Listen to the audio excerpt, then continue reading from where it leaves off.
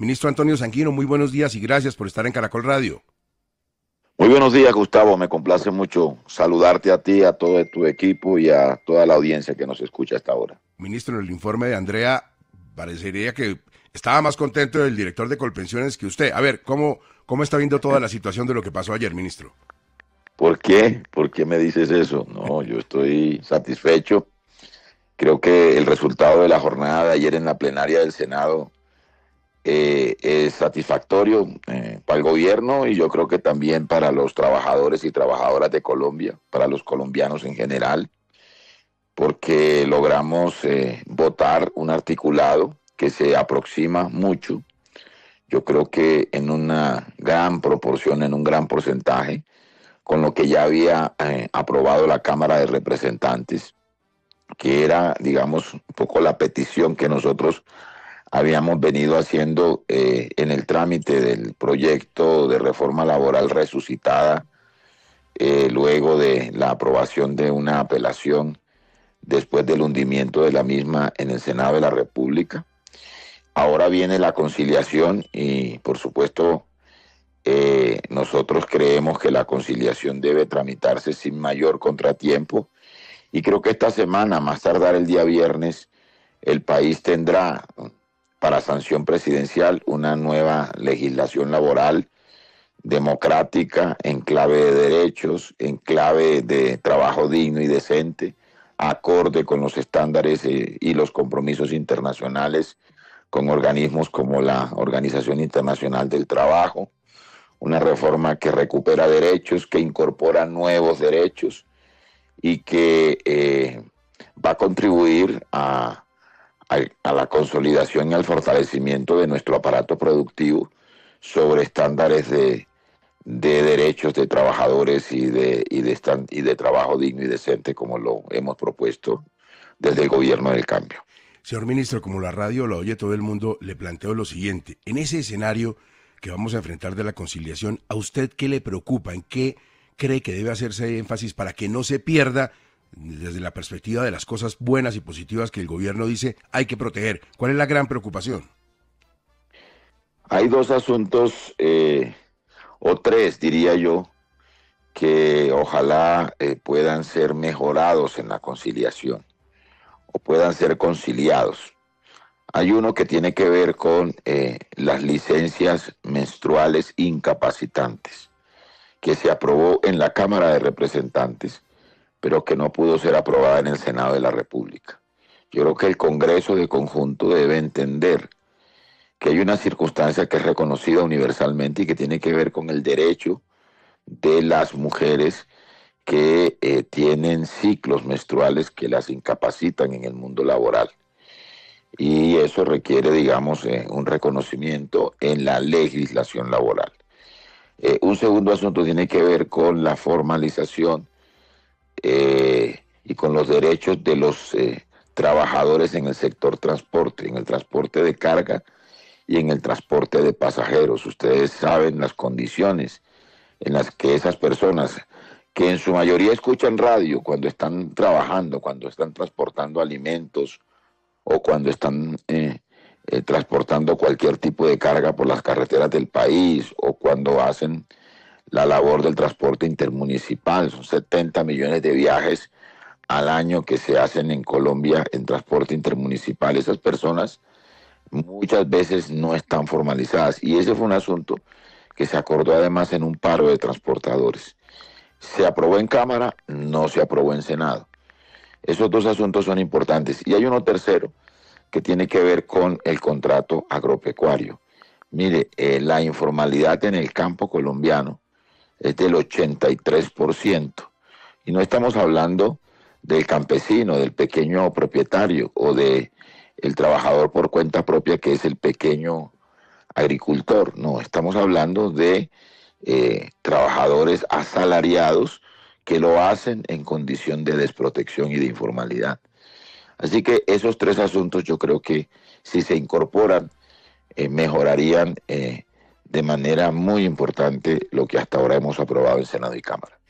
Yo como mujer, señor ministro, espero que lo de la menstruación no pase a la conciliación, porque me parece que eso nos pone en una condición de desequilibrio en posibilidades laborales frente a los hombres. Hay periodos menstruales que sí son incapacitantes reales y eso pues usted va al médico y le incapacita, ¿no?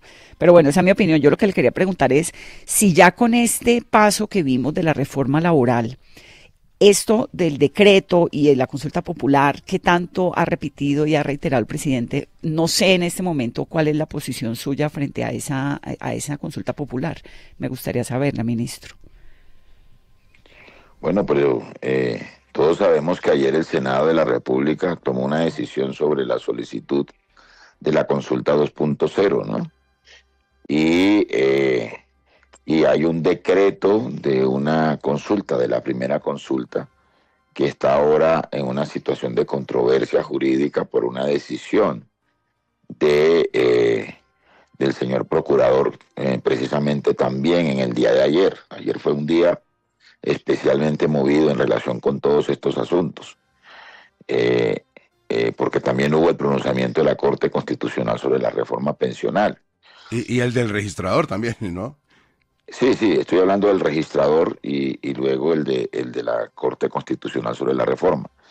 Pero anoche en el Consejo de Ministros el presidente advirtió pues que todavía estamos a la espera de la conciliación y que él, una vez ocurra la conciliación y el país sepa cuál es la reforma que finalmente adoptamos, que está en la perspectiva de lo que el gobierno y los trabajadores de Colombia han venido reclamando, pues él tomará una decisión definitiva sobre la consulta que aún sigue vigente, digamos, en virtud del decreto del presidente y de los ministros. Claro, ministro, pero antes la cuestión era va porque va la consulta y hoy hay un tono más de aprovechar esa posibilidad de una conciliación en que el gobierno quede tranquilo, le haya cumplido a los trabajadores y se abre esa ventana un poquito más de que quizás no la consulta. Es que yo creo que aquí lo más importante era la reforma y no el instrumento, no el camino, ¿no? El gobierno desde el principio escogió el camino del trámite en el Congreso de la República, ¿no? Del proyecto de reforma laboral, del proyecto de reforma pensional, del proyecto de reforma a la salud. Ese ha sido el camino que el gobierno ha escogido. Y bueno, ya sabemos cuáles han sido las circunstancias de esas tres grandes reformas sociales que el presidente y el gobierno del presidente Petro han querido dejarle al país.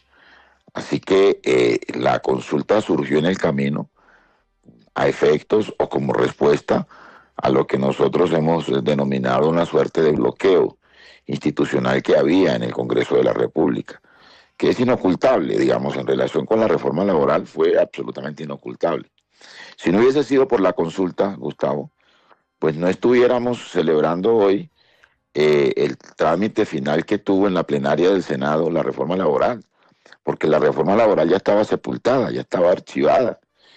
Y por fortuna, un senador, el senador Fabián Díaz, presentó una apelación que duró 10 meses, 10 semanas engavetada en la presidencia del Senado de la República y luego fue que por el respaldo que empezó a ganar la consulta y el temor que eso despertó en algunos sectores políticos del Congreso, que pudo revivirse la reforma laboral, tramitarse en otra comisión, volver a la plenaria y tener el resultado que hoy le estamos entregando al país.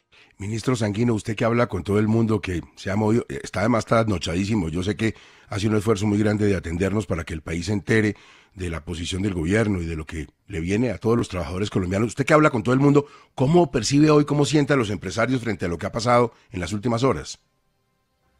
Con los empresarios no he hablado, pero yo creo que debe haber, digamos, una actitud también de tranquilidad frente a lo que se ha venido discutiendo. El empresariado vino moviéndose también, ¿no? Los sectores empresariales en Cámara fueron acercándose a un acuerdo cuando se tramitó la reforma laboral en la Cámara de Representantes.